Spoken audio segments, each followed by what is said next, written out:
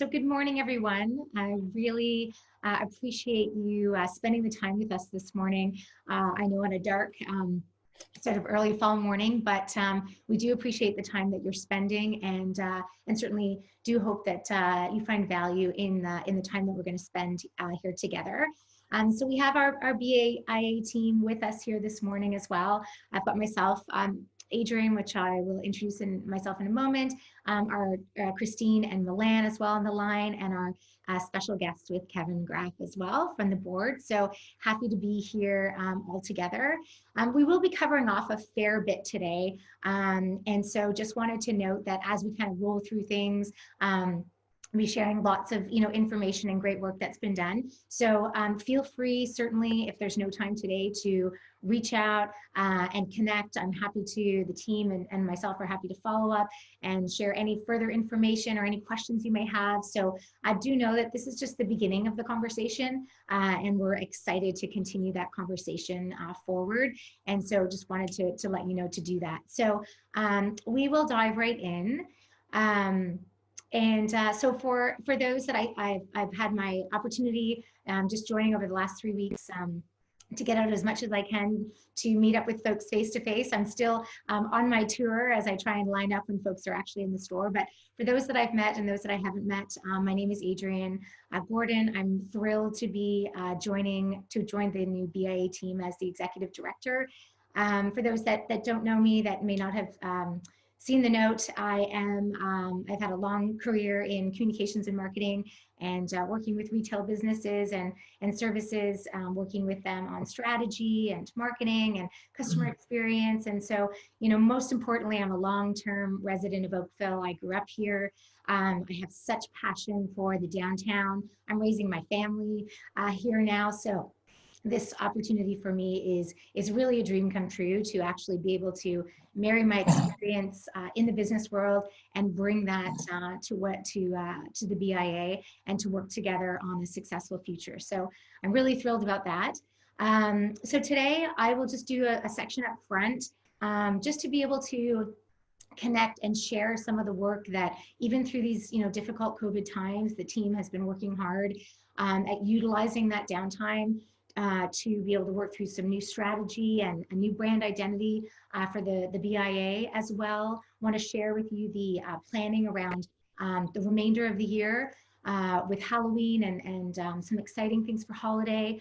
A little bit about our content strategy for the end of the year, and then I'll turn it over to Kevin to dive into the exciting retail webinar that he's going to share with us today. So I'm just going to spend a little bit of time on this BIA strategy development. And, I get a lot of questions as I kind of have gone through my career around sort of like, strategy can feel something that's like really like audacious and not something that, people just love to talk about, but not kind of put into action. But for me, the best way to describe the work and the reasoning behind this sort of new BIA strategy is it's really just a roadmap.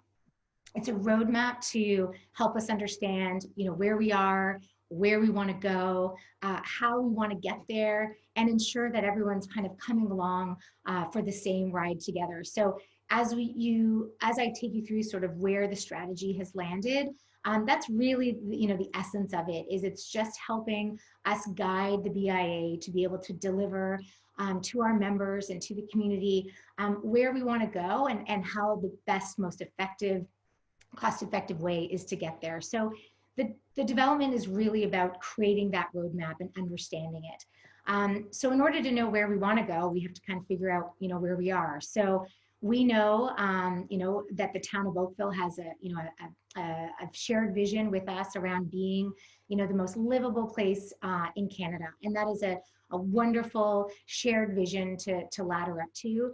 And for us, we have our own mission here at the BAA, which is, to help create the absolute best environment in which we can work, live, play, and visit. And that is, we need to have that North Star for ourselves in order to do the planning and understand how we're going to get there.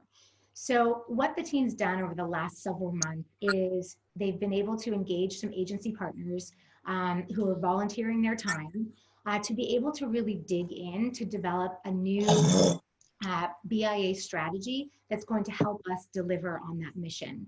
So really what they did was they spent some time understanding what our current landscape looks like. So we know some of the challenges that we're facing right now. We know that over, the past 2 years, we've been, dealt a hand in terms of some necessary construction that's caused some challenges.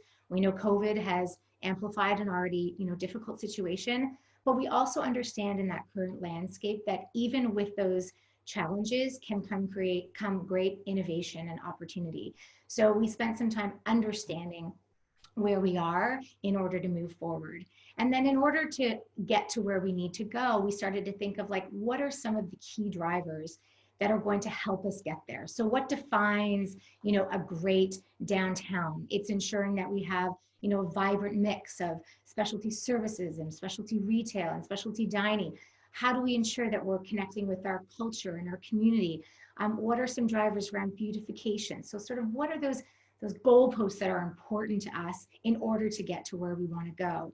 And then talk to people. The most important thing the team did over the last several months was sit down with the agency and sit down with community, members, stakeholders, residents associations, and understand where people's heads are at. What are they saying? How can that help us identify some of those key big pillars moving forward in order to understand what this big strategy might look like? And through all the heavy lifting and all the many hours that the team spent in terms of looking at these things, what they were able to come up with was this great idea, which I think will resonate with everyone, and it certainly does with me, of community. So one of our overarching strategy for the BIA is this connection around community.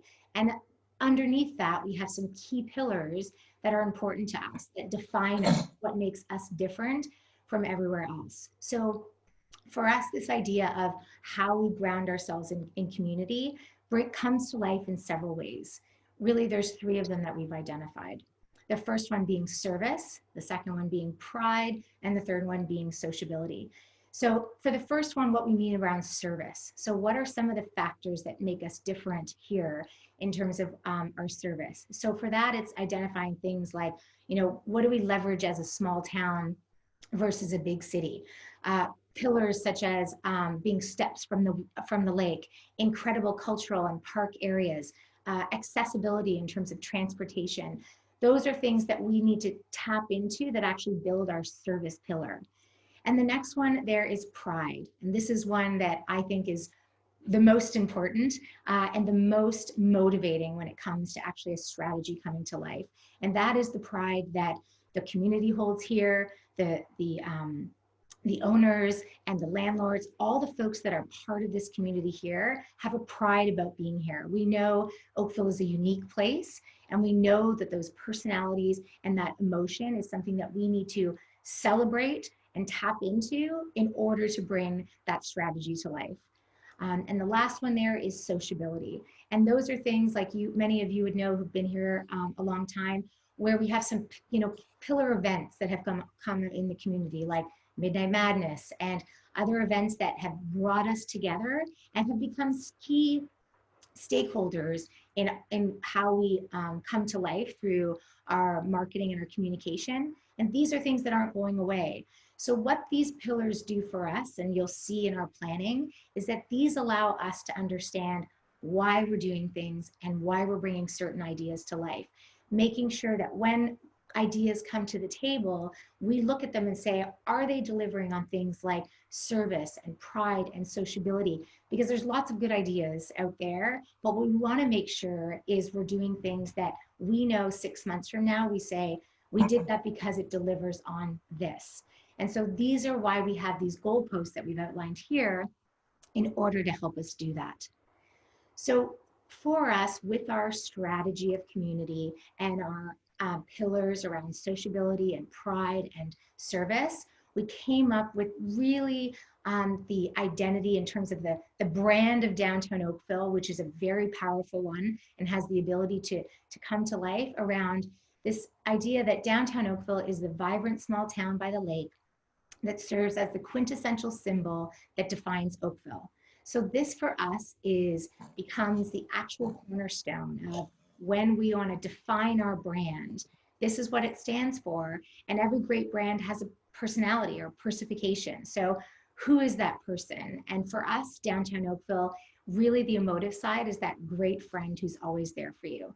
This allows us to bring to life that emotive side of pride and sociability. And this is how it comes to life as a person. So though there's a lot on this chart, what it's meant to help us identify is that we have, definition of how our strategy comes to life. We have a person and a way to describe us, and we have traits and values that are important to us. These are things that we want to weave through all our communications and our events that we do. Traits like being classic and progressive and fun and friendly and safe, especially now more than ever. Wanting to ensure that we have values and what we stand behind, our small town pride, our diversity, our inclusiveness. So all of these become important buckets that we use as guiding principles as we move through this planning for our BIA and your programming and beautification as we head into the future. You'll see there those signposts become, again, things I've talked about as these are things that are unique to us that we have to be able to put forward when we're talking and showcasing our downtown Oakville. Our reasons for people to believe and to come here are the differentiators, like being close to the lake, having a historical district, having unique culture and specialty retail and services. These are amazing differentiators that make us different from everywhere else, and that's going to allow us to drive that traffic and have people want to come down and live, play, and work here. So when we put all of those things together, if we think about where we started in terms of a collective vision of the best, most livable town in Oakville, to our own vision at the BIA to create the best experience around living, working, and playing, for us, the takeaway, the combination of all of this is the idea that downtown Oakville, however you experience it, wherever you experience it, with whomever that's down here, it's the best part of your day. So for us, this is the guiding strategy or guiding roadmap as we head through this exercise of bringing a new downtown Oakville brand to life with a new reopening of the downtown, and the idea and the essence behind why we're doing the programming and the choices that we make through the planning for you. So with that, with every new strategy and new opportunity to redefine our roadmap and getting excited for what the new downtown Oakville is going to be, comes the ability to have a new brand identity. And this is the really exciting part. So with the team, having done a lot of the heavy lifting to dig into where we are, where we want to go, how we want to get there, and bring successes to you, is this idea to be able to build this new identity. So again, the team was able to engage committed agency partners here that are part of the community that wanted to dedicate their time to bringing a new brand identity to life. And where we started was in one of those pillars that I talked about, which was heritage. So we looked at all sorts of different areas of what makes downtown Oakville unique. And one of the ones that continues to come out through the research is this ability to be close to the water. So we did some digging. And what we realized was there's incredible stories, as you know, in our heritage. And one of them is around this idea of this boat that I'm showing you here, which is called the Red Jacket. And I'm not sure how many folks here have heard about the C&C Yacht Company that's been around. I grew up here in Oakville and had heard the name forever, but I didn't know the history. And actually the history is that in the 50s and 60s, this boat, the Red Jacket, was actually built by two builders here in Oakville, who eventually went on to start C&C Yachts. And this boat that they built in Oakville was actually the very first boat ever, Canadian boat ever, to win a world-renowned yachting competition called the Southern SORC, so a Southern yachting competition, a world-renowned one. And this boat was not only Canadian, but it was built here in Oakville. So there was so much rich history. And what it captured was this connection to the lake, connection to some of the uniqueness of downtown Oakville. So the team went away and looked at lots and lots of iterations and different prototypes of what a logo might look like. And we were able to start to develop and bring to life something that we thought, doesn't this isn't this a great opportunity for a new brand identity for downtown Oakville? So what you're seeing here is a new brand identity that would, so an evolution from our clock tower version that you see now is to what you see here today. So we've got the red jacket there. We've got this established in 1857 that's prominent in terms of our long history and heritage, and a new typeface that we think really speaks to progressiveness and where we're heading in the future. And this just gives you an idea of what that might look like, you know, when we start to put it on our communications and our messaging. This one's really exciting when you start to, you know, we have a theory in the marketing world where if something can live on a t-shirt or a hat, or someone's proud, again, that pride of wearing something, this is an example of how we might be able to bring this to life. So this is a very exciting evolution for us. This is something that we are working on, continuing to work on for a full brand launch of the new downtown Oakville. That's going to be a very exciting communication piece that we get to share with you, that you get to share with your customers as we head into the new year. For us, we have a lot of, as you know, and you have a ton on your plate. We've got lots coming up for holiday and Halloween and things like that, but wanted you to know that behind the scenes, this brand launch, putting these pieces together, all that hard work is happening right now to be able to take this and launch this when we bring that new reopening of the downtown Oakville, hopefully sooner out of the COVID than we'd like, and bring that together. So we're very excited about this, and excited that this is something that you can share in and that you can be proud of in your own businesses as well. Okay. So I will, just conscious of my time here. So very excited to have to be able to share that strategy work and that brand identity with you. And as I said, there's a lot of information there, but I'm really happy to continue that conversation. And as we will be looking to share the launch plan and the ideas with you, welcome any ideas and suggestions, any feedback, please do share that as we go forward. But we're very, very excited about that. So with that, wanted to share something that's more present and more you know, in the near future, and that is, what does Halloween and holiday look like for us as we head into the next couple months.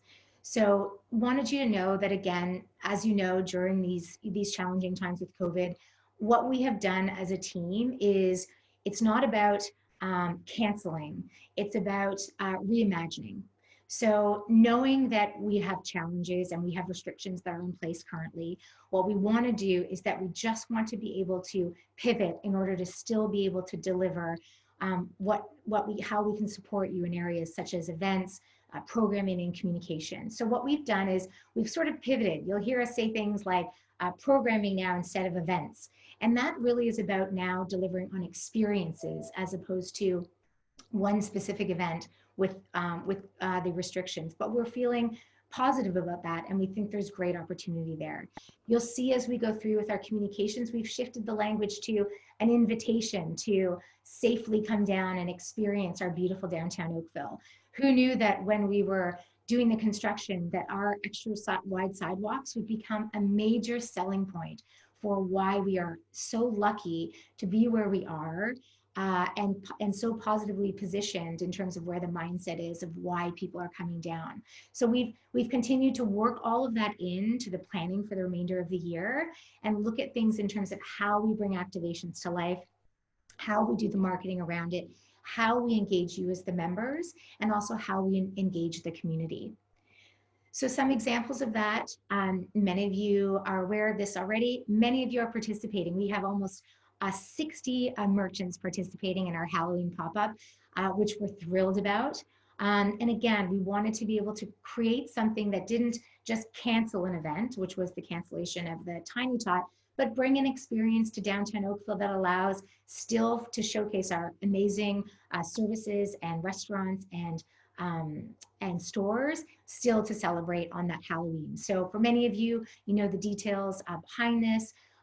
We'll be dropping off the pumpkins later this week, and there's some folks that are getting really excited about it. You know, Susan at Musk Boutique, they're doing a carving party. This ability to have the food drive element in collaboration with the Hunger Haunt is super exciting because there's lots of folks that want to give back right now. So we'll be setting up the town square so people can come and drop their canned goods off while they come down and stroll our streets, while they safely visit all you folks downtown. So we're really excited about this, and that will be launching coming up on the 31st. In terms of holiday, so I know there's been lots of questions around holiday and wondering about what's going to happen and changes here and there. But what we're really excited about is that regardless of the changing, COVID situation, we're thrilled that we are able to deliver on a campaign around downtown Oakville's hometown holiday this season. And what that means is what we've done is done a significant investment in the beautification of downtown Oakville this holiday season. We loved the fall, and hopefully you do too. It's going to be even bigger and more significant than that. And so we've created this ability to transform the newly opened downtown with an incredible adoration of lights and what you see here, which is our brand new ribbon tree, which is really going to be an exceptional experience for folks to come down safely, enjoy outside, and come and experience this ribbon tree. So I'll talk a little bit about the activations around that. But before I do so, I did touch on beautification. And here's just an example of the beautification you can expect that's going to kick off in mid-November. So as you can see there, we've got some new planter layouts there in the bottom. Again, we're so thrilled with the work that the beautification committee did for fall, and they're just going to continue to over-deliver for that for winter. So you'll see that we've got some new pole mounts that are coming in. So just an entire transformation of the main street, in addition to the beautification around Centennial Square with the tree and also some of our ornaments coming back, as well as the team working on some of the side street beautification as well. So we're really excited about that and about transforming the downtown Oakville now more than ever as an outdoor experience that the community can come and enjoy, and we think is really going to draw the folks down to be able to be down here during that season. So in addition to our beautification, as you know, that's one of our big pillars. So that's what we're doing around beautification. And now in terms of activation or programming, which is replacing our language for events, is we've still got some great pillars that are going to happen that are going to allow to drive that traffic over the season. So the first one is, as I mentioned, this official campaign launch across multiple channels, which we're very excited about. For those that may be curious about what's happening with Santa, we're curious a little bit still as well, but we do know he's coming. He's just coming in a unique way this year, and he's coming in a virtual way. But the good news is that the town of Oakville is doing a large production, online video production around Santa's arrival on December 4th with the mayor. And what they've asked is that downtown Oakville be truly the showcase introduction to his arrival. So that's showcasing our beautiful streetscapes, that's speaking to any of our merchants that want to participate. So it's really going to be an incredible opportunity to communicate and showcase all of us, of you folks downtown. So we're very excited about that. So that's our first level. The second, as I mentioned, is this ribbon tree. And really, we will be doing some heavy communication around this sort of Instagram-worthy, best place to get your your holiday card with your family, your friend, your pet, just to come down and make sure you must see it. Just like a Nathan Phillips Square, where you gotta go and check it out. And we feel that's really going to support, bringing those folks downtown to support you this season, especially with the new opening of the downtown, allowing them to do that. And the third item there, which Kevin will also dive into a little bit more, is this idea of a holiday happy hour. I know in the past, We've looked at extended, hours, and sometimes it works for some folks, and sometimes it doesn't. So the idea around that was, could we create a holiday happy hour, something similar that's worked in like restaurant businesses for years, but apply it across all of our services and our stores and our restaurants, and create this opportunity to have a reason to get downtown between the hours, say, of 6 and 7, with a reason to come and be here. So a special offer, a special experience, but something that will create a cohesive, if the need for everyone to participate, that will drive folks to say, I've got to get downtown between 6 and 7. I don't want to miss out on this opportunity to enjoy the happy hour. We think there's huge opportunity in that, and that's really one that's dependent on everyone's sort of participation, and we would support that communication wise in any way that we can. And we'll dive a little bit more deeper into that in a minute. But those are the overall sort of the 3 key, what we'll call activation pillars around our holiday season.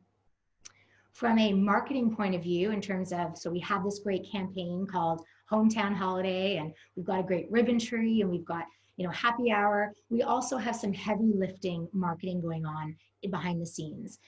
For many of you, as you know, Milan and team and Christine have been working hard this past week to get folks engaged in our new innovative holiday virtual guide. And I have to say, sitting on the phone yesterday, this is some of the newest technology in terms of evolving what would have traditionally been in the past a paper virtual guide. But not only are we able to accommodate more of our merchants downtown, we're able now to dedicate a branded page to each merchant, which we think is an amazing opportunity for you to showcase your brand items as opposed to being sort of scattered across categories. It also, and most excitingly, is so interactive. So whether you have an e-commerce site, whether you order by phone, whether you order by text, this virtual guide will actually allow your prospective consumers to interact with you however they might be, however you might need them to. So we will have this QR code, this downloadable virtual guide in all our communications. And what it allows is, if you have your page on there and you only order by phone, if you see an item under Must Boutique as an example, and you click on it, it'll directly link you, whether by phone, text, email, whatever. And so it's creating this incredible seamless experience, not only from connecting your customer to you, but also playing off an important decision-making factor during COVID times, which is, I want to know the items there. I want to make sure that my trip is worthy. These are tapping into things we didn't even know were going to be important a year ago. So we feel very excited about the fact that we can offer you this ability to showcase your items during the holiday season, but also take the next step to convert that into sales and traffic to your location. So really excited about that. We'll have more updates in terms of what our 360 communication channels will look like from there. But it is, we've got over 35 folks participating. We had an incredible amount of feedback. We're thrilled about this new innovative way to bring, even during these times, to bring this to the folks in downtown Oakville, and I think it's going to be amazing. So very excited about that. Again, any feedback, comments, suggestions, or concerns, please feel free to reach out. But we really think this is going to be an amazing opportunity as we head into the holiday season. So lastly here, again, I've done a lot of talking, but we've talked about our strategy, we've talked about our new brand identity, we've talked about how that's kind of coming to life in terms of some of our programming, and then just wanted to share just the last portion here in terms of how we're leveraging all of that in terms of how our communications come to life, particularly around our content. So for many of you who follow us on Instagram, and the same imagery goes out through our other channels, like email and things like that, is we're really spending a lot of focus in terms of how we're showcasing our content that's going to best deliver on our strategy. So if we go back to our pillars of pride and service and sociability, we start to look at some of the buckets that we're starting to populate many of our imagery around. So you'll see things that are like the beautification bucket, You'll see things like, Merchant Mondays, where we've got an opportunity to showcase specific unique offerings of a merchant. We've got the Heritage Pillar, which is a big one around, Throwback Thursday, where we tell an interesting story about the connection to downtown Oakville. Beauty and lifestyle, faces and personality. Many of you were involved in some video footage that was done earlier in the spring, and that's all going to come to life in a campaign in January around getting to know local. And then this whole bucket around sort of interesting facts and customer experience. Again, safety wasn't even a consideration or a bucket we might have thought of 6 months ago. And now for many of you that participated, we had hired a photographer to spend all of Friday 2 weeks ago to go and shoot all the safety elements in your stores and restaurants and services, to be able to showcase all the incredible investment and hard work that you've done to be able to create this environment for customers. And we need to help you showcase that. And we know how important that is. So it's become a pillar and a bucket for us to make sure that we continue to populate and that we continue to communicate, so that encourages those consumers to come down and spend their time with us. So there's other buckets in these, but I wanted to share with you sort of the cross section of where these buckets sit and what the thinking is behind that. And what we do with those buckets is we take that content, and then Milan and team are very methodical in terms of how we lay that out from a calendar standpoint. So up until the end of the year, we have those days of the week, that consistent messaging, that ongoing conversation with your consumers and our members on what's happening. So we're continuing to evolve this, but wanted you to kind of be able to see behind the scenes in terms of how we approach it, again, how we sort of work along that roadmap to deliver on our strategy and where we want to go. So that's a snapshot of that, and happy to share, November and December as they come along. And again, these things pivot and change, but we have a framework of which we work under. So lastly, for me, just wanted to share with you, really, we're already, as you are, I'm sure, thinking about, our 2021 and onward. Even through, what can be challenging right now, we're really staying focused on the things that we can do and not the things we can't do. And we're very, hopeful and excited that even through that, with the opening of downtown mid-November, that's on track. With the opening of that and our ability to bring Hometown Holiday to life, we think we have a real opportunity through the season. And we're constantly, with our ongoing responsiveness in terms of COVID-19, in touch with the town. A lot of questions around patios. So you guys know, and we'll let the members know as well, the town has let us know in the next day, today or tomorrow, that the finalized plans will be in place and available for members. So that's coming. And then around, again, that safety communications. We're working internally with our launch of Holiday to look what the evolution of Happy to See You looks like, how we might incorporate that into a shop and dine with confidence message. So I want to know that we're working on that messaging, because we know it's an important part of the experience that you're delivering and we're delivering collectively as a community. So that's a big priority for us as well. And then as we head into January, we'll be sharing again, want this to be, like I said, an ongoing communication, sharing what we're planning for 2021 in the early stages. We've got a Taste of Oakville programming that's in play right now. We want to support our restaurants through the January, February months. So that's already in development, and we'll be sharing more information about that soon. Like I said, the exciting brand launch of our new logo, and how we will bringing that to life and engaging you through the process. And then our spring summer beautification plan. We already have our planning done for summer, which is just going to, again, take it to the next level from fall, which we're just so thrilled and excited about. And that just hopefully gives you a snapshot of what we've been, working on, what we're excited for in the future, and how we're here to support and work alongside you through all the times that's coming ahead, and just really excited to be part of that. So thank you for listening to me go on for a bit on that. But I'm really excited and passionate about what's to come, and excited now to turn it over to Kevin to take us through really what's going to be an amazing, useful part of our time here in terms of setting us up for a great holiday season from there. So. Great stuff. Well done, Adi. That was fantastic. Thanks.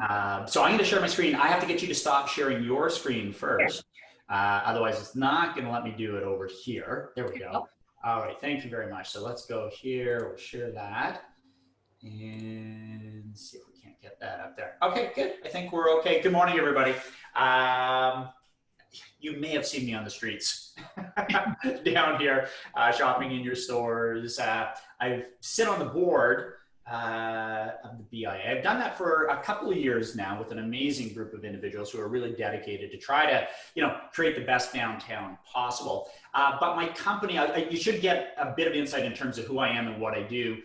Determine whether you think I have any credibility. I started my company back in '88. I go racing around the globe. I do consulting and training work with different retailers of all different sizes and stripes out there.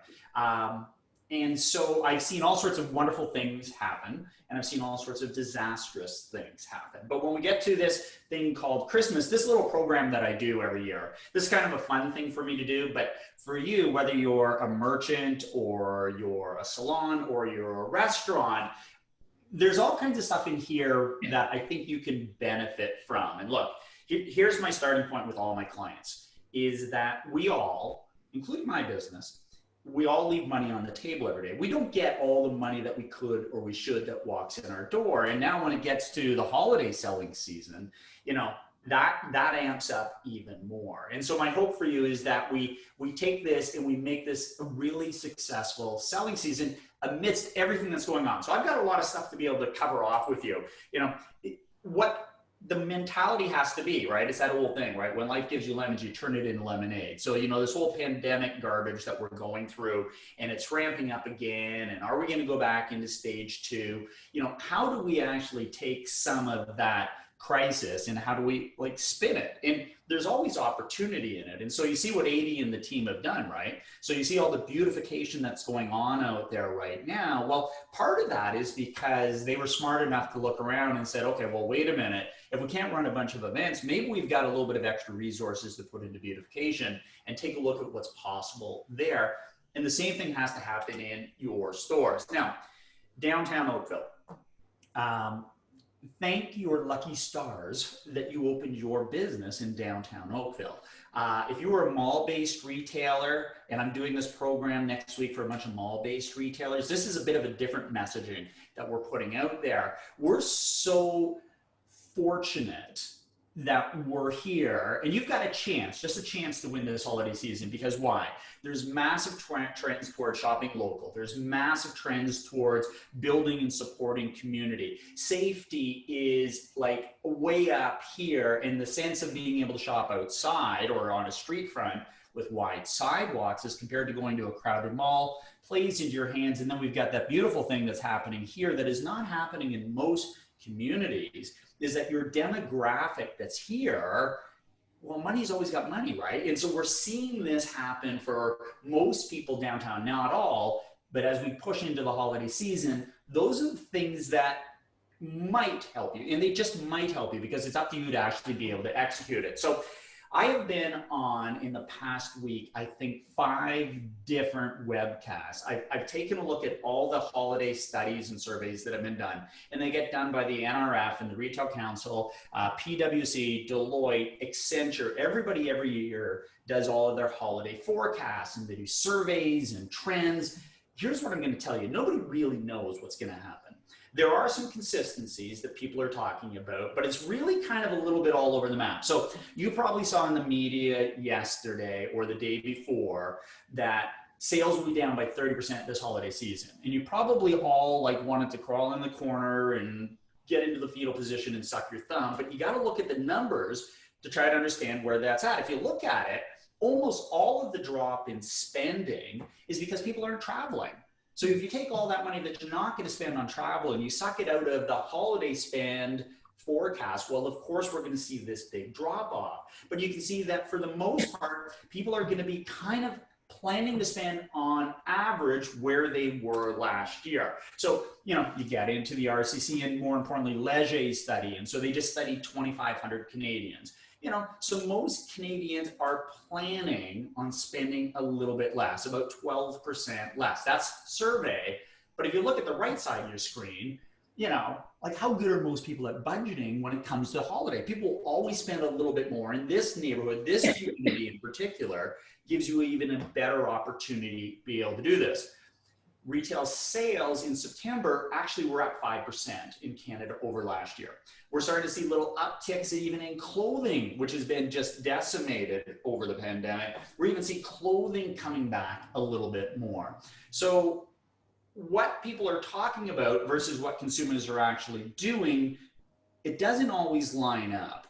And part of my messaging here at the beginning is to give you a semblance, and really just a semblance, of hope for the holiday season, that this has every reason for you to be a successful holiday season. And there's all sorts of challenges that are out there. I mean, we are talking about the fact that people are already shopping. We're in October. We're seeing already little lifts. Most people are going to try to avoid the crowds. Most people are very concerned about on-time delivery. So most people are tending to do that type of shopping a little bit earlier. So for the merchants that are here, you're going to see more people coming in your stores a little bit earlier. Categories that are going to do really well: personal electronics, health and personal care, books, music, sports equipment, furniture, appliances, all those things that are just continuing to fly. Some of the categories that are going to be maybe a little bit challenged, but these are broad-based. So that, like it says, clothing is going to be a little bit soft. So if you're a clothing retailer in downtown Oakville, does that mean your business is going to be soft? No. You've got every opportunity to be able to drive your business. So these are just like the general trends that are going on out there in the marketplace. If I'm you, the things that I'm going to focus on, if I can in your stores, I'm following trends. I'm going to push what I think the broad-based consumers are interested in, self-care, health, well-being. If you're not pushing your safety measures, every webcast that I've been on mentioned the word safety 100 times in terms of the importance. And I'll come up later on and when I get into the tactical part of this and share with you about why that's so important. Curbside pickup, it really depends. I've got different views on curbside pickup. It's really nothing more than what I call the Grim Reaper in disguise for retail. You got to do it. It's a necessary evil for some of your customers. So be important to that. But take a look at the bottom one there. Products that speak to togetherness and celebration. And forget products, think services, just think messaging, because as you go through this pandemic, you watch how people have reshaped not their values, but got recentered on what their core values are. There's a fantastic podcast by Doug Stevens that you all want to start to listen to. It's called Retail Reborn. All right, there's only about 5 episodes. Doug Stevens is known as the retail prophet, probably the smartest guy about retail on the planet right now. Has this phenomenal podcast. It's only 5 episodes long. Really, really, really important that if you're in any type of, retail or hospitality business, you pay attention to that. But to that point at the end, that becomes essential. Focus on your Canadianness, but better still, focus on your Oakville-ness, if that's a word out there, right? That's the local side. You've got to be able to really play that out, right? And if you've got it in stock, you're going to be able to win this game. I've got probably 40 ideas that I want to share with you, tactical things that if I were running your business, these are the things that I would get on top of. These are the things I would make sure I've got in place. So I always say when I do this, I say, if you find 5, just 5 ideas in here and put them onto place, out of the 40, you're going to sell more. Now, a lot of what I'm talking about, I hope you're already doing out there, but find ideas that work for you. Now, full transparency, I'm a retail guy. I'm not really a restaurant guy, but for all the restaurants and food service businesses that are on the line, pay attention to this, because at least half of the ideas that I'm talking about in here apply to you, and I'll try to spin it that way. And same for all the salons that are in here. We're all in the business of selling something to somebody in some fashion. So let's talk about how it is we can do this. So I'm going to break this down into different areas. The first area I want to talk about is Christmas selling tips. We do tons of sales training for our clients. So let me give you some fast, simple things that you can execute on the sales floor, right away to kind of get to more people and sell to them. It's this notion that says sales are driven by a factor of three things. There's traffic, the number of people who walk into your store, your conversion rate, the percentage of the customers that buy, and the average sale, the average amount that each customer spends. Your ability, your staff's ability to convert more customers, i.e. sell to more of the customers that walk in, and get a little bit more money out of each of those customers is what's going to drive your sales. That's what these tips are really based on. So first one, this is really one of my pet peeves out there right now. Retail has gone to this mixed channel approach, right? So we've got your website, your mobile applications, we've got your stores over here. The staff in the stores have to know everything that's going on everywhere, right? So if you're promoting something out on social media, the staff have to know what's going on. If you've got something up on your website, your staff have to actually know what the heck is going on your website. I'm in a store last week and I'm asking the staff member about something that store is promoting online, and the staff have no idea what I'm talking about. That is just shooting yourself in the foot. So make sure your staff are keenly aware of everything that your organization is doing from an online perspective. Products. This is more than just product knowledge. On the point of product knowledge, if you and everybody on your schedule is not at least an 8 out of 10 on product knowledge in your store, you don't stand a chance against customers who are smarter and more demanding than ever before, because they've all been online and they know their stuff before they come in. But here's what we talk about at the holidays. Products sell out. You get new arrivals coming in. Staff have to know kind of what's new, what's sold down, what's left in stock, what's on promo, where is it at? Most importantly, what can I sell with it, right? There's nothing worse than you're in a store and I'm looking for a particular size, or I'm looking at something and the guy can probably tell what size I am, and they're getting me all hot and bothered and excited about it, and then lo and behold, they don't have it in my size. Like, what was the point of wasting my time on that, right? So use your shift starters. I'll come back and talk about that, your little daily huddles with everybody, letting everybody know what's in, what's new, what's sold down, so that you can be more effective out on the floor. You got to move a little bit faster. We're downtown businesses. We don't tend most of the time in our stores in downtown Oakville to get overrun with customers the way you might find in, a mall retailer, right? As an example. But we do get more than 1, 2, 3, 4 customers in the store. You have to learn how to be able to juggle more than one customer at a time, right? The old expression is we sell to the speed of the store first, the speed of the customer second. So if the store is really busy, I don't care if the customer's got all day, we're gonna have to move a little bit faster. How you do that is just a really tactical thing. So, this is a stupid little diagram, right? But here's the notion, right? There's you, the really good looking person in the middle. Obviously it's a menswear store. This has got to be somebody at Burroughs, all dressed up like that. So you're waiting on customer number 1. Customer number 2 comes in, right? And, for the most part, you can get away with just acknowledging them. A little smile, a little, like, give them a little finger, I'll be with you in a minute. And that's kind of okay for most people. There's nothing worse than not even acknowledging them. You kind of acknowledge them a little bit, which is fine for most people. But then let's assume that, it's me that you've acknowledged and I have no patience whatsoever. And I tend to be a bit of an assertive personality. So I'm going to start huffing and puffing, and I'm going to start, worst of all, messing up your display. So now you got to go and you got to wait on me. So what do you do at that stage? Well, there's 3 things you have to do with your first customer. You have to kind of first off get their permission that you can leave them for a moment to go look after this other customer. But you have to get them busy with something. Right? Get them trying something on, get them looking at a brochure, get them looking through a rack, get them doing something at that stage. And most importantly, just get their commitment that they're going to wait from you.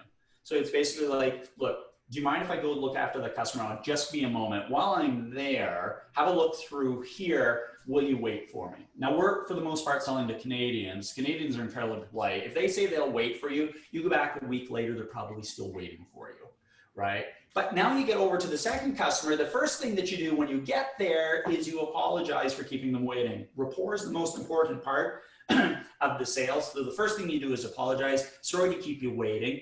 If it's something quick that they need, and the reason most people are impatient is because it's really just something quick that they want help with. If it's quick, serve them, look after them. If it's not, explain that you're busy with somebody else. Get them busy in an area of your store with something and get their commitment that they'll wait for you. Just simple little things like that gets you waiting on 1, 2, and even a third customer in your store, and it can work really well. For the fashion retailers, just get them in the change rooms, get them naked, they're not leaving anywhere, right? You'll be fine with those people. That's a nice and easy thing to be able to do. Add-on strategies.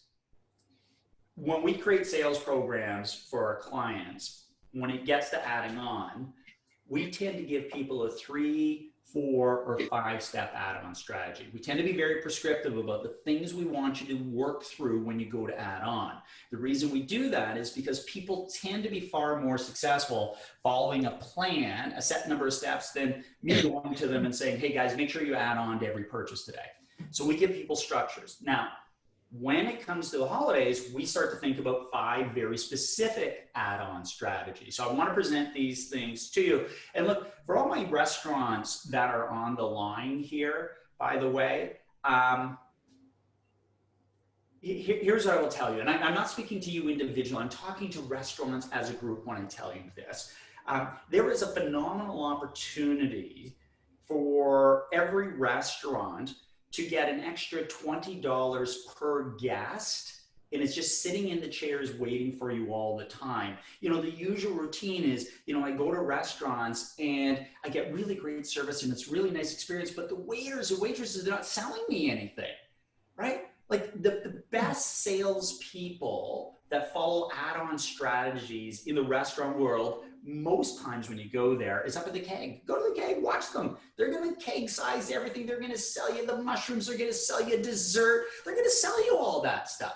And they get an extra $20 per guest on this stuff. It's more than just being knowledgeable about the special of the day and, you know, being really helpful. It's follow your own add-on strategy. So here's the first add-on strategy. Customers in, they're buying their main item. They're just buying one item. Who else is on their shopping list? That's the first strategy. Most of us have more than one person to have to buy for. Maybe you can open that door to determine who else they have to buy for. The self-gift.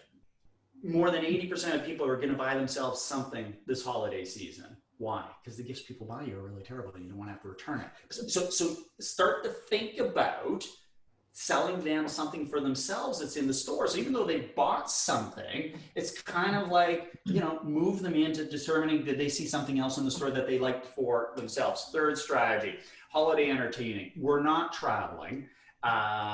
People are going to be doing more small entertaining events in their homes this year.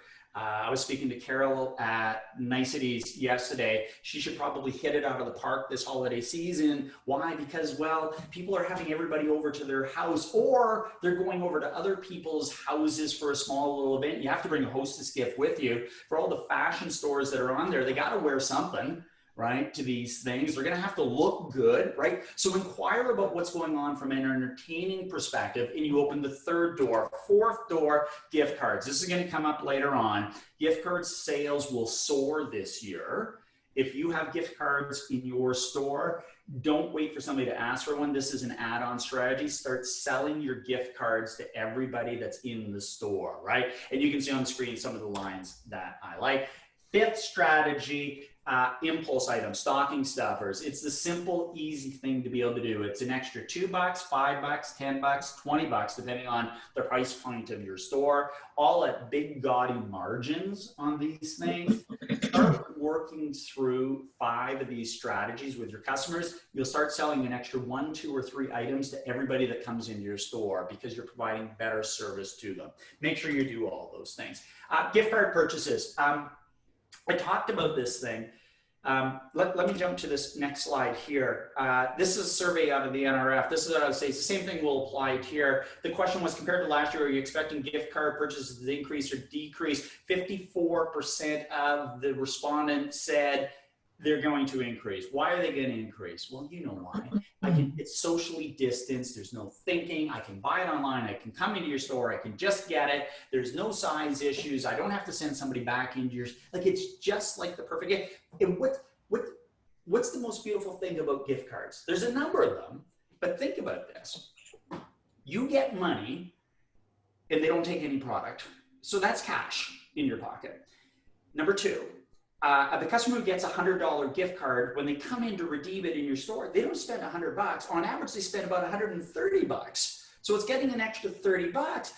Number three on the list, something like 12% of all gift cards never get redeemed. It's kind of like free money at this stage. And that's the dirty little secret of retail, is that a lot of it never ever gets redeemed out there. So if you don't have gift cards, hustle and get them. If you do have them, get wiggling and make sure that everybody's promoting these things to everybody. It's not the first item I suggest, it's the last item that I suggest to somebody as an add-on item.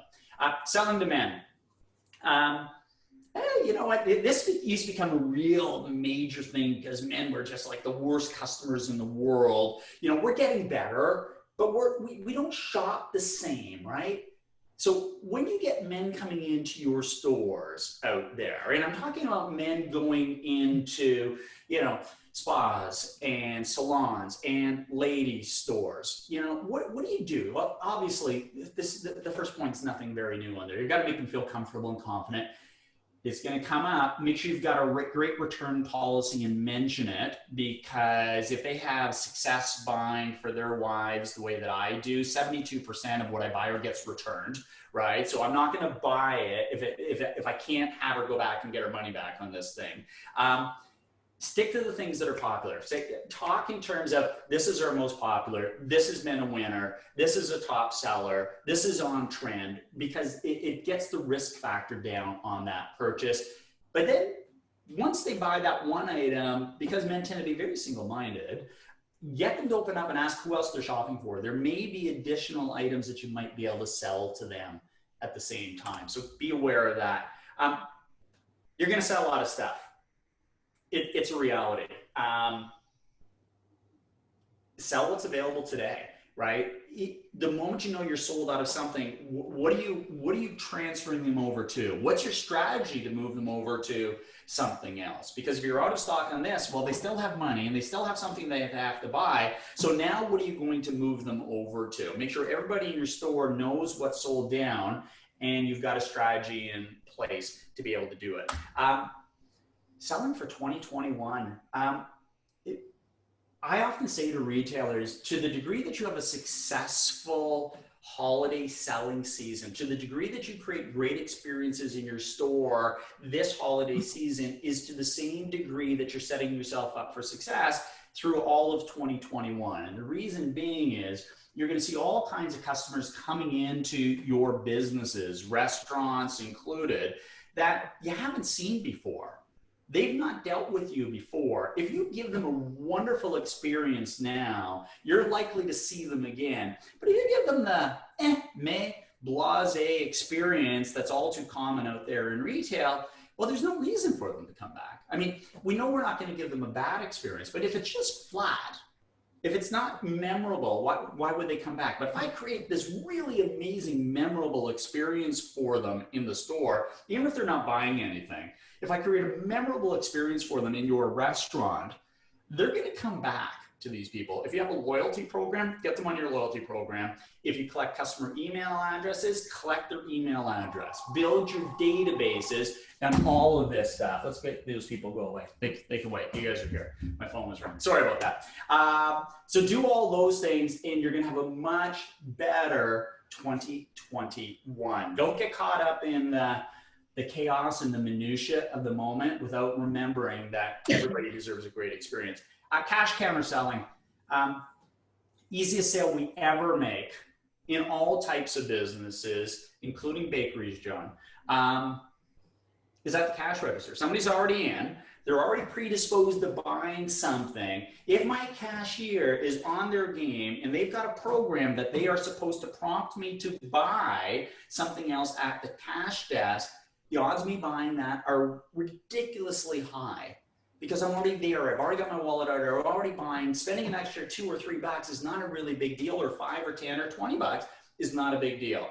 So make sure you've got a cash counter program into place. It's not just merchandise the cash desk with a bunch of other, stuff out there. That's okay. I need my cashiers to sell. They are my purest form of salesperson. So when you get over there, make sure there's always that extra little prompt at the cash desk. It will net you added dollars. Let's move on. Let's talk about managing staff performance. Let's blame them for a while. No, we're not going to blame them for a while. This is your keys to success. We do all kinds of management training. So let me run you through some things in terms of how I think you can get better productivity, better engagement out of all of your staff. First thing I would do, if you haven't done this already, I'd have a staff meeting. Most of you probably could have, would have, should have already had it by now, where you're going to work with your staff to put together your plan for the next 4 to 8 weeks. Right? I'm going to get them engaged in the process, look for their ideas, share with them what it is I'm doing. It's kind of what Adi did with you guys today, right? Like, we're sitting here on October, whatever this is, mid-October, pull together a town hall, try to engage you, try to let you know what's coming down the pipe, try to get you body into getting involved with the Halloween, activity, get you involved with holiday, get you involved, right, with the happy hour idea. Right? It's the same thing that you need to do with your staff, because if we can get these people all aligned now, we're going to be okay. Goals. If we had everybody on video, I'd have you raise your hand. I'm not going to ask you to do that. I would ask you the simple little question. How many of you have a sales target for your store for today? How many of you have a sales target for today? And it doesn't matter if you're a store or your bakery or a salon, a restaurant. Here's what I tell everybody: if you don't have a target in place, I guarantee you leaving money on the table. It's at the core of every human being that we're goal driven. We need a goal to be able to achieve. Now, I was talking to a merchant in downtown Oakville yesterday, and she says, well, it's really unpredictable. Like, I can't tell if Monday's going to be busy or if Tuesday's going to be busy, or it's a little all over the map. And I go, no problem. Put your goals in place anyway. The weekly goal is infinitely more important than the daily goal, but still have your daily goals put into place, because I can get people to drive performance. Like, think about this. Forget your store, because your stores look perfect. What's the service level like in most stores during the last 30 minutes of business of the day? For the most part, it's pretty crappy, right? Because people are starting to close up. They're trying to think about getting out of there. Registers start closing down. We pull in the signs from outside. We're starting to do our folding. Like, it starts to crash. And in stores where we don't have goals in place, that behavior happens all the time. But if we're in an environment where we've got a goal where people are pushing to be able to hit it, then we're going to be able to achieve it. For all the salons that are on the line, the opportunity to sell more hair care products in a salon is phenomenal, right? I've been getting my hair cut for 58 years. Well, I probably didn't get a cut for the first couple of years. 56 years, let's say I've been getting a haircut. It's the rare time that of all the barbers, stylists that I've worked with over the years have actually suggested product to me. And you start to think to yourself, if you're running a salon, what's the opportunity that sits there if you put goals into place for all the stylists in terms of an attachment rate, a dollar amount, a unit-based thing? Think through all of the goals and get your people chasing them. We're all going to be busy. We're all going to be tired. A lot of you are short-staffed out there. Get people chasing their goals. Know what they are. Put them in front of them every single day. Talk about them all day long. It's not that we're busy. No, busy is just the norm. What's the target that you're chasing for average sale, for conversion rate, for items for sale, for loyalty signups? Whatever it is, get people chasing these things. Daily huddles. If you're not running busy in your business already right now, even if you're a small store and you say, well, Kevin, we only have 2 people in the morning, you're missing the most important 2 to 5 minutes of everybody's shift. right? If you don't know how to run these things, if you're a little unsure, send me an email. I will send you a little kit, no strings attached. I'll just send it to you by email. It will show you how to run a shift starter in your store. Nice, simple, easy thing to be able to do. All I expect out of everybody is just to be able to talk about how did we do yesterday, good, bad, or indifferent. What do we have to accomplish today? What do we have to get on top of? Give you a sales tip, maybe a little bit of product knowledge training, make sure everybody knows what the promotions are for today, done. But now all of a sudden we get people moving in the right direction. In the absence of that, people just kind of meander, right? It becomes the single most important part of the shift when you run these, so let's make sure we do them. I'm just a big believer, and I've played with this idea now for probably about a dozen years, even when we're doing training programs with people, but even when I'm in stores, if I'm just out and I know the client and I'm talking to their staff, I always ask them for, so tell me 5 things you could do. And if I think 5 is gonna be too much of a stretch, ask them for 3 things. So what's the mentality behind, so tell me 5 things you think you could do today to drive sales in your store. Tell me 3 things you think you could do to, sell more of that particular item. Like whatever the question is, by giving the number like 2 or 5 or 4, or whatever, you pick your number, it gets people moving in the right direction, right? It's not kind of like, so what do you think we could do to sell more? Oh, I don't know. I don't know. Well, we could cut our prices. Okay, well, that's 1. Okay, what's 2, 3, 4, and 5? People start to be held more accountable, come up with more and better ideas. So play with that in your store. Get serious about your metrics. It kind of relates back to your goals. The first one, conversion rate. I don't know how many of you on the line here that are running businesses downtown have a conversion rate. If you're a hair salon, a nail spa, a restaurant, you don't need this number. If you're a shop, you need this number. I say all the time, I wouldn't run a store if I didn't know what my conversion rate was. You need a traffic counter in your store. For the merchants that are on the line, these are not big, scary investments anymore. If you, the one I ran across last year, if you go to getdoor.com, so get door, it's not D-O-O-R, it's D-O-R, getdor.com. They just send it to you. You stick it up above your door. It's a subscription thing. I think it's $50 a month. It's thermal imaging. It tracks all your people, sends the data to an app on your phone or onto your computer. You now know what your traffic is coming into your store. And you can sync it with everything else. So now you've got a conversion rate, because that's the core of these things. Average sale, make sure you know this. It doesn't matter what business that you are now. If I'm a restaurant, I'm tracking my average check per guest, not just per table, but per guest, and I'm trying to drive that number up higher. But if I don't track that number, how can I drive it higher? All right? All these metrics become really important for you year round, but especially at Christmas, where it's important for us to drive quality of sales, not just quantity of sales. Because we're talking about staff, let's just get this idea on the table. Don't tolerate poor performance. I mean, we should never tolerate poor performance. For God's sakes, now, do not tolerate any poor performers on your schedule. I mean, if they're related to you, that's your problem. You're going to have to figure that one out.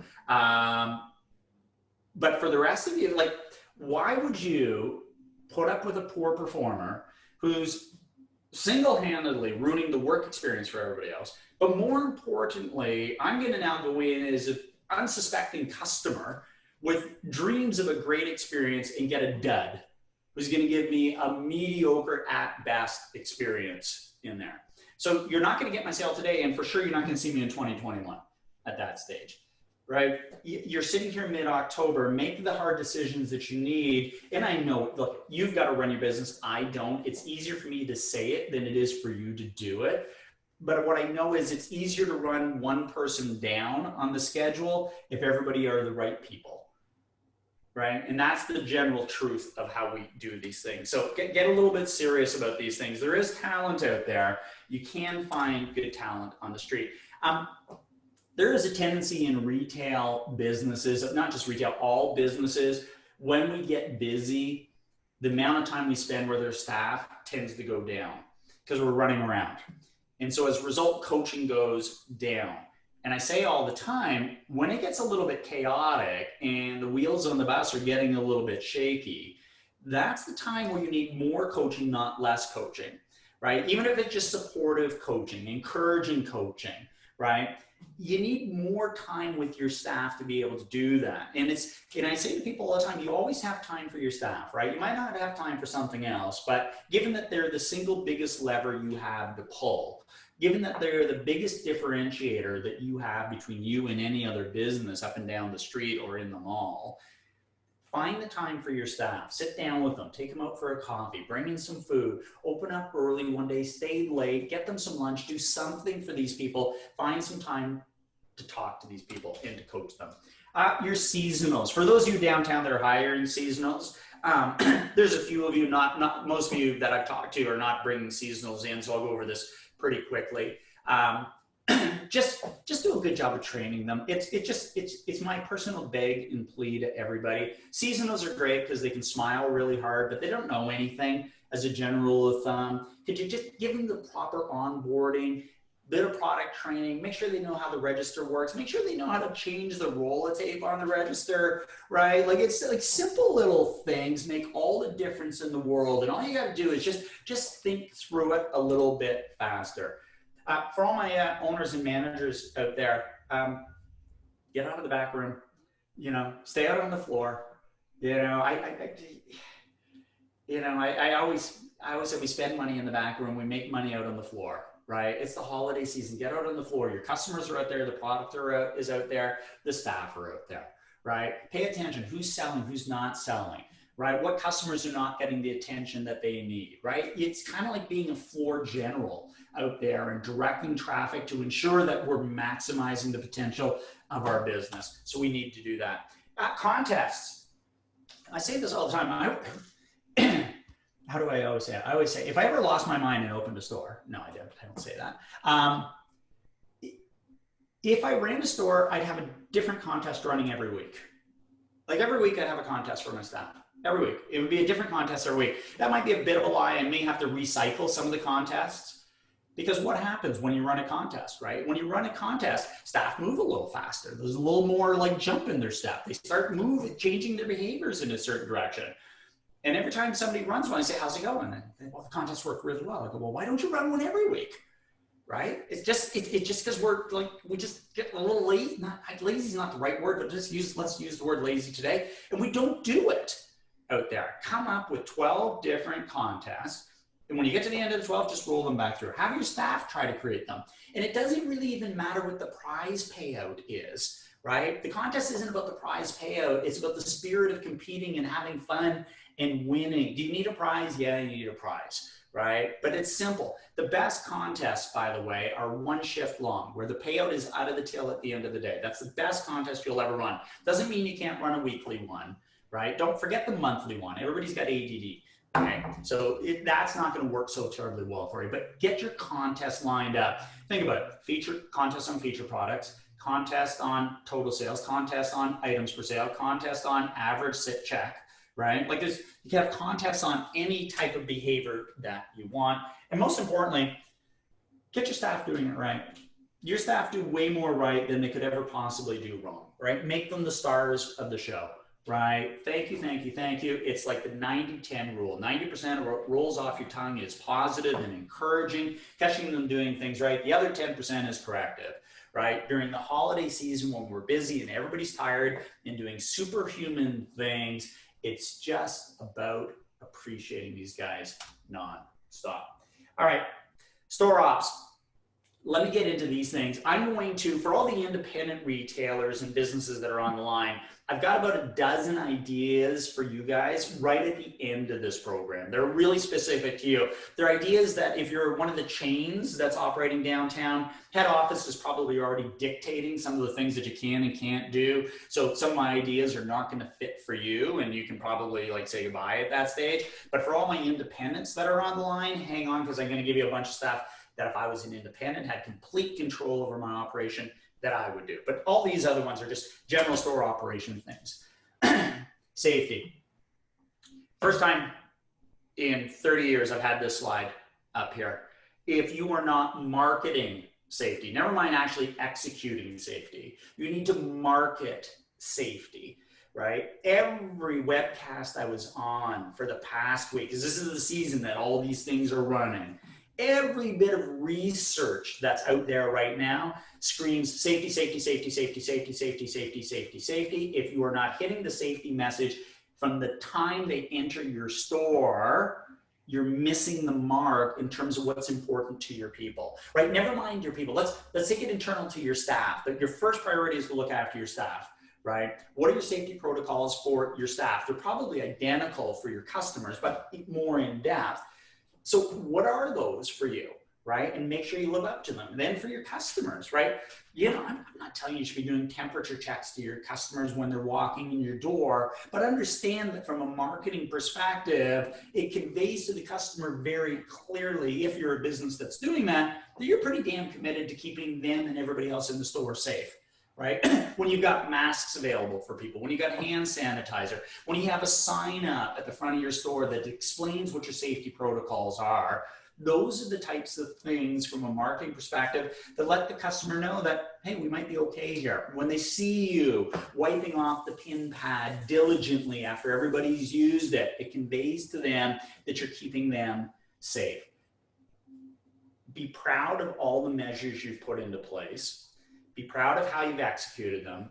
But now we're going to start seeing a whole bunch more customers coming in that we haven't seen before from other shopping areas and even from this area who are used to going to shopping malls. And you've got an opportunity to keep these people for a very long time if they can create a sense of security of shopping in your business. So make sure that you're staying on top of that. When it gets busy, this is such a common sense thing, but it just, some of my points in here are just my personal pet peeves. I hate it when I get to a store and it's busy. I don't care if it's Christmas time or not, but let's talk about it specific to Christmas. And the cash desk operation is a gong show, right? It just, you know, just pay attention to what's going on at your cash desk. Make sure the cashiers are selling. I talked about that thing earlier, but just don't let it get bogged down at that process. I was in the other day, independent shop, buying some fitness equipment. Yes, I actually found some fitness equipment in town. But the checkout process, honest to God, was longer than the entire process of selecting and buying everything else. It was just an absolute disaster. The odds of me going back to that store, I don't know. Maybe they're holding me hostage because they might have product that I need. But otherwise, do you think I'm going back there and putting up, like, it's not going to happen. Maintenance checkups, common sense stuff.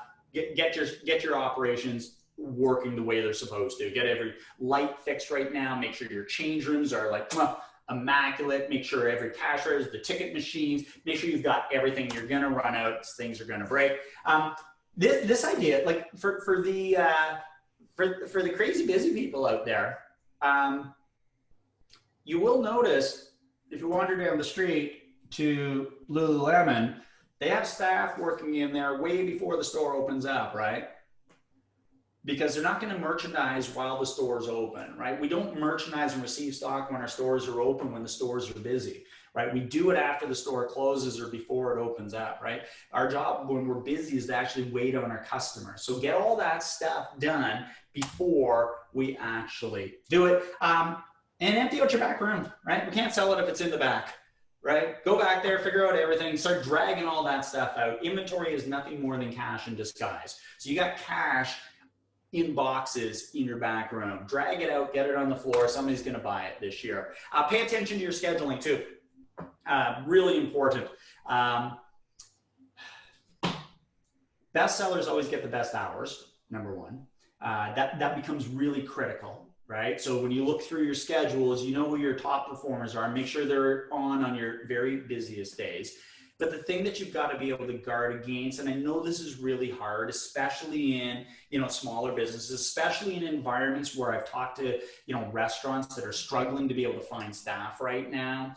But too few staff means your service levels goes down. If your service level goes down, that means your sales go down, not just this holiday season, but they go down next year as well. The next point on here for all my leaders out here. I distilled down a full day program that we do into like literally one slide here. There are 5 things that I tell leaders all the time that you need to get your head around. And if you really drive these things as your mantra, your staff will be rock stars. I promise you they will sell more. Number 1, keep everybody focused on goals. Simplify the business. What's the measure of success today? How will we define success? What are those metrics? And talk about it all day long. Number 2, constantly measure and share results. Get a board up in your back room. Track your results back there. Make sure everybody knows how it's going. Do midday sales reads. Go and let everybody know all the time where we're at. Number 3, accountability. Make winning more important. Start spreading accountability out amongst your team, right? Let them know, get them to step up and accept a higher degree of responsibility for winning, right? So it's not that somebody's going to get fired because we missed our average sale target, but you know what? We're going to talk about some things that we could have, would have, should have done to actually drive up our average sale, right? To be able to move it in that direction. Every day, give your team 2 or 3 tips to become more successful. That's training and coaching. And the last one, create an environment that's just jammed with recognition. Right? Just jammed with recognition for your staff. Those 5 things, and there's a lot that can go in behind those things, are the keys to driving human productivity, which in your business, whether you're a restaurant, a salon, a shop downtown, those are your keys to getting everybody to work smarter and harder for you. We, on our website, if you go there, there's a couple of Christmas videos. You guys are, well, they're free. We just put them up there. It's a hidden site on there. But if you go to graphretail.com/holiday tips, there's a couple of videos that we shot a couple of years ago. You're welcome to watch those by yourself or with your staff. You'll probably find a couple good little things in there. That's me with a goofy hat on. Independence, my favorite people in the world. All right, heads up for all my independents. There's a couple points in here you're going to hate me for, just so you know. But that's okay. I'm a husband. I'm good with that. Man, oh man, you guys should be so proud of yourself for surviving 2 years of construction and a pandemic, right? Like, put that on your resume first off, because that's amazing that you kind of like pulled through all this crap out there. But now I'm going to like work on you a little bit and tell you that there's some other things that I think you kind of like got to be able to consider doing. Some of you are already all over this stuff. Some of you are not. I'm going to say some stuff and some of you are going to go, Graf, seriously? I will tell you this up front. As an independent business person, you are allowed to run your business the way that you want, right? I get that. That's part of the reason you decided to like work for yourself, is so you could be your own boss out there. So you can tell me to, get lost on a couple of these things. I'm just going to tell it to you straight. First point, extend your hours. I always tell everybody, we've got people downtown who are running their businesses. They're running a 5-day-a-week business in a 7-day-a-week shopping area. And I'm like, okay, well, if you want to grow your business by 10 to 15%, which a 10% increase for most people increases their bottom line by 50%. So if you really want to make more money, maybe open more. So let's take that aside for a moment. But the other problem that we have is that we're typically open when people are at work. And so if they're at work and we're open and then we close when they're not at work, we have a problem on our hands, right? So, our competition for downtown is Toronto Premium Outlets. It's Sherway. It's Mapleview. They're open till like 9 o'clock, right? Like, they're there. This is the holiday. I forget all year. This is a holiday. My encouragement to you is to try to figure out a way that you're going to extend your hours to be open for when your customers can shop. Now, 80s hatched this idea, and let me just jump on it for a minute, about trying to encourage you to stay open for an extra 1 hour every Thursday and Friday. But the idea behind it isn't just, hey, let's stay open for an extra hour and hope somebody stops by. Because we know how that's going to go, right? It'll be okay, but it's not going to be fantastic for you. But if you all band together and you get enough of you to go down this happy hour path, that now we've got something that as a group we can market. We can strongly market the notion of happy hour in downtown Oakville. You now are running an event that has people coming in, and you can decide what your own happy hour is. My encouragement to people, this is only lasts, I think, what is it, 80, just give me, is it for 4 weeks? I think it is. Maybe it's like 3 weeks. Yeah, for 3 weeks, right? you know, have a special promoted item, a different item, right? Each day, each Thursday, so 6 different items that you're going to promote. A little special promotion only from 6 to 7 that night. You can do a store-wide thing. That's a really expensive thing to do. I'll leave that to you to decide whether you want to do it. But get organized on it, because then we have something we can actually go to the market with to create some excitement around. And keep in mind, this is happening while your downtown is going to look amazing for the holidays. Right, with the ribbon tree and the new pole mounts and all the pots that are going to be lit down there. It's going to look amazing. People are going to be downtown more this year than ever. Why? Because people go to see lights. And if you're open, you have a chance to capture more of these people. This is a no-brainer. Get on the program. So I don't know exactly, Edie, what they have to do to let you know, but I'll leave that to you guys.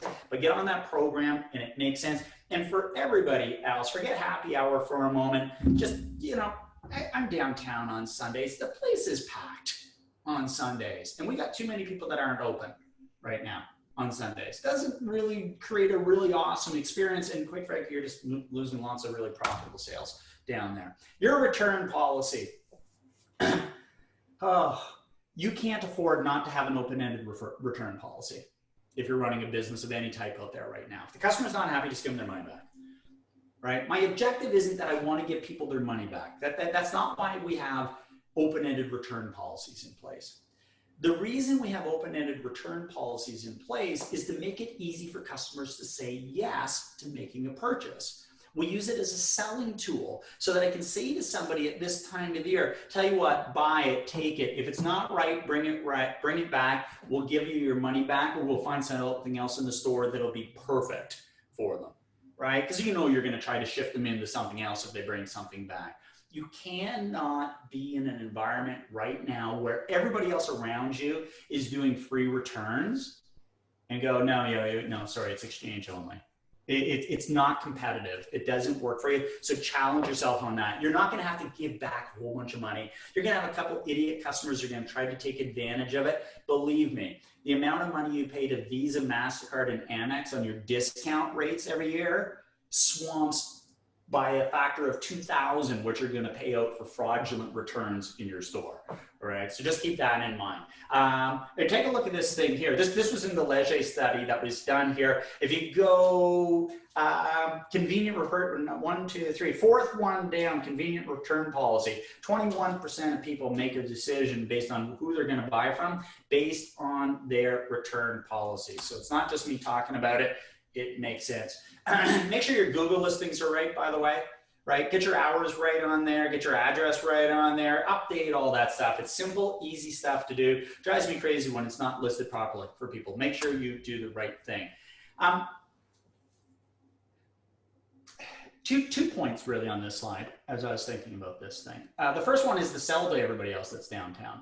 A lot of the restaurants and shops, salons downtown have a very generous, BIA discount that you offer year round. I think that's fabulous. Good for you to be able to do it. You may want to consider, we've got clients that do this. There's a lot of people who are working downtown over here, marketing to the staff that are working downtown a special shopping evening, right, in your store with a special discount to be able to get all these people down. Now you get them down. It's not just about their sales, but now they become ambassadors for you in their stores. Just a thought. You may want to consider doing that.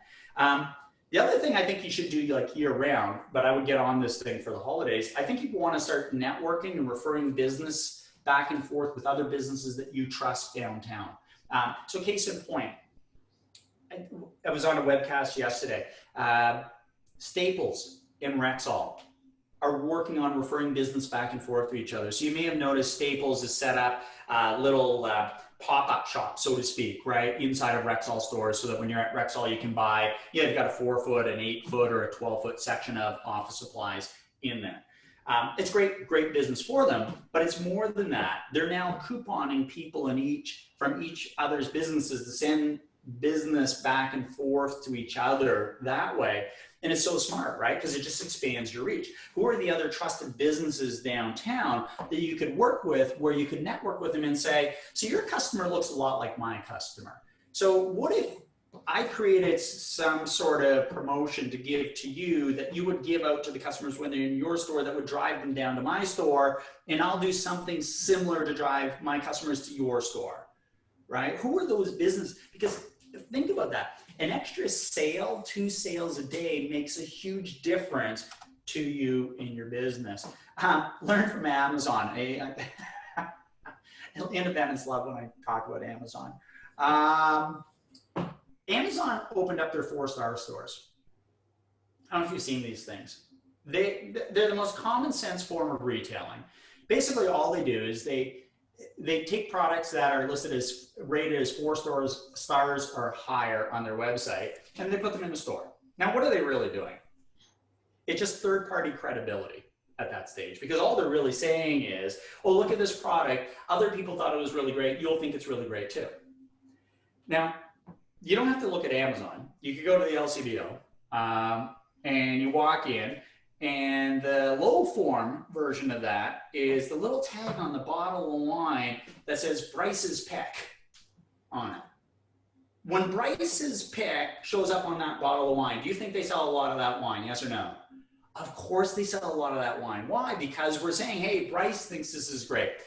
In your businesses, just create a table. These are our best sellers. These are our top 10 items. These are our staff picks. These are our manager picks, right? Just come up with like some sort of third-party credibility, as shaky as it might be, and just go, this is where you should pay attention. And when you do things like that, people buy that stuff in spades. Make it easy to shop. Most shops I go into don't have enough signage. Right? Some of you are just fine, so I'm not branding all of you guys with this stuff. But properly constructed signage will drive up the sale of products by anywhere between 20 and 50%. So just take a look at your store. Do you have is everything signed the way that it could and or it should be? For the right retailers on the line, you guys know who you are. You know, give them a basket to wander around. You guys know who you are. Let me move past that one. Make it easy to buy. Pre-wrapped gift solutions for the right stores out there.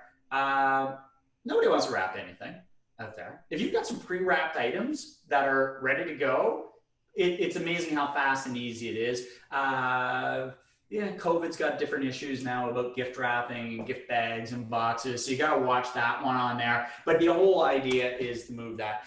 Feed your customers, right? If they stay in your store longer, a couple of you downtown, God bless you, are licensed down there, and now you're giving them alcohol, right? I had a stat a while back that in Canada, drunk shopping is about a $10 million a year industry, right? It's a huge number, right? Customers get have too much to drink and they go shopping. It's a fantastic concept, right? But it's simple little things to extend the stay. It's when Chapters was all the rage, and they put Starbucks in there. Why did they put Starbucks in? Because if you were there, you would stay longer. The longer you're in the store, the more you would spend, right? It's the same type of idea. If you go to the new Staples format, they've got their juice bars in there. They just get you to stay longer in the store. What can you do to slow your customers down so they'll stay longer? Offer them an espresso, have some snacks around, like do something like that. They will stay longer. Great windows bring them in. Are you doing a window decorating thing? I don't know if you're doing that or not. We've got it earmarked right now, and we're going to gauge the interest through the guide. So we're communicating it. But yes, it was on our plan. No worries. No, yeah, just like your windows. There are some merchants downtown whose windows are like amazing, amazing. They go toe to toe. They are better than most of the windows that I see in malls from the big guys. And for those of you that are putting the resources, the time and the effort and the energy into it, kudos to you and good on you, because you know it makes a difference because it drives traffic into your store. Then there are other windows downtown that are, they're windows.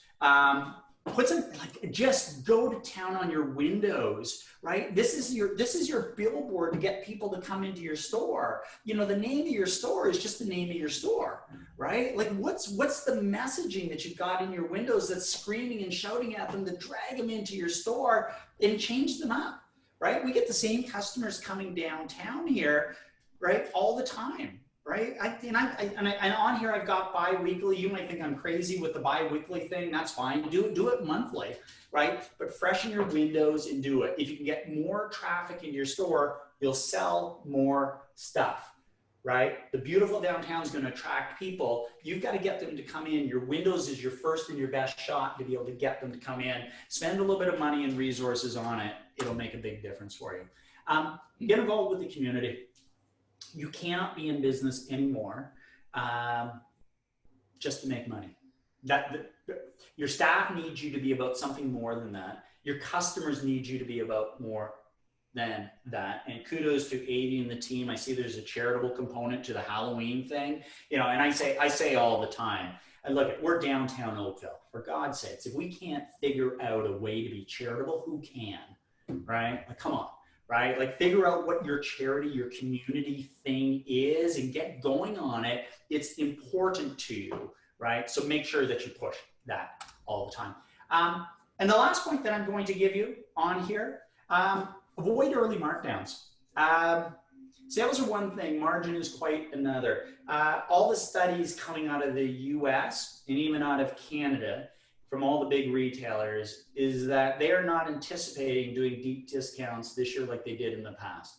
Because the things that are important to customers now, having the product delivered on time, being able to access it in stock